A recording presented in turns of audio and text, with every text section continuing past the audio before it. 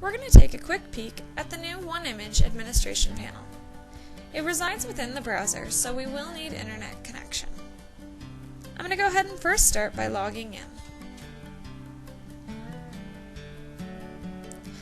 Now, because this is the beta release, there's only a few components that we're going to be able to administer through this interface.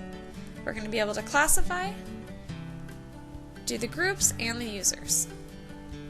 If I go back to the Classify panel, you can see here that I have the visibility to see all of my index keys, my document types, and my categories on the same screen.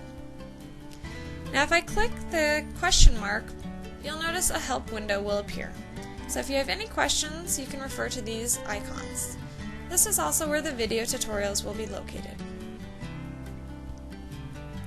Also, if you have any questions about any of the verbiage down below, you can simply click on the hyperlinked word and a help up box will appear. Now up top are the existing index keys, but let's say I want to create a new key. So I'm going to do the same steps as I did in the old interface, but just add a new look and feel. So I'm choosing that it's a simplex key, and I'm just entering my key code and my description. And you'll notice the amount has shown up on the existing keys. So let's say I want to do the same thing for a document type. So I'm going to start by entering in my type code and my description of an expense report. And if I wanted to fill out the following information, I could do so as well, but for this example we're just going to do the basics. Now I get to associate the keys to that document type. So I can choose here the actual key and whether I want it to be required, persistent, or if I have a pre-index number to associate with that key. So now I have all 4 index keys and they've been associated to that document type. Now if we go over to category, and we're going to create a human resources category. So again, I'm going to scroll down, and now I get to associate the document types to this category. So similar to the keys that we associate to a document type, but this time to the category. Now as you can see, all your index keys, document types, and categories within the same screen. I'm switching over to groups. Now as you can see, we have the administrative group.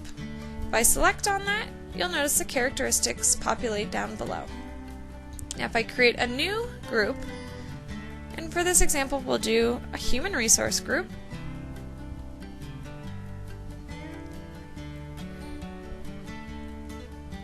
and I'm going to identify what characteristics I would like this group to have. So we're going to first pick some document types. So let's say a vacation and sick report, and an expense report. I could also issue the key security here if I wanted it at the group level. I could do tags and queues, but to keep it simple, we're just doing the types. So now I've created a human resources group. Now we have to go to the users so that we can associate them to that group. As you can see, we have 2 current users, and when I select one, the bottom populates with all the characteristics. But let's create a new user. We'll do Peter Anderson.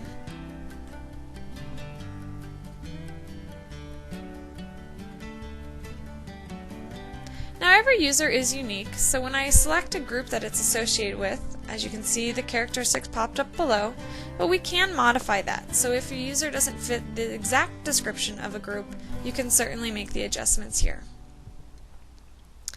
So for example, let's say I want to give Peter the privilege to also see a purchase order.